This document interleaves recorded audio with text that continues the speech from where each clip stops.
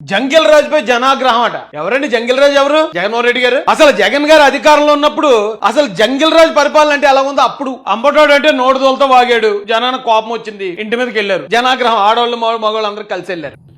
రోయ్ రాజేష్, నీ నాలిక మడతబడిన మాటలు మాట్లాడుతున్నావు. ఆనా కొడుకులు, ఈనా కొడుకులు, సైకో నా కొడుకులు, అంబటోడు అని మాజీ మినిస్టర్ని పెట్టుకొని నీ ఇష్టం వచ్చినట్టు మాట్లాడుతున్నావు.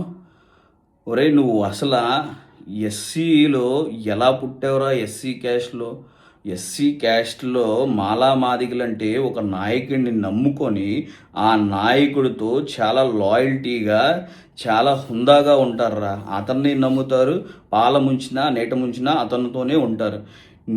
నువ్వు ఎలా పుట్టావో, అసలు ఈ క్యాస్ట్లో ఎలా పుట్టావో కూడా తెలియదురా. నువ్వు పెద్ద తేడా సింగిగడ్లా ఉన్నావురా. ఎందుకు ఈ మాట అంటున్నానంటే, ఒక పార్టీలో నిలకడగా ఉండవు, ఒక పార్టీ నాయకుడిని నమ్మవు, నీకు డబ్బులు ఇవ్వలేదనో నీకు పదవులు ఇవ్వలేదనో వెంటనే వాళ్ళని వదిలేసి వేరే పార్టీల్లో జాయిన్ అవుతూ ఉంటాం. నువ్వు వచ్చి ఇప్పుడు నీతి వాక్యాలు మాట్లాడుతుంటే మేము వినాల్సి వస్తుంది. నీకోసమే ఒక పాట రాశారురా.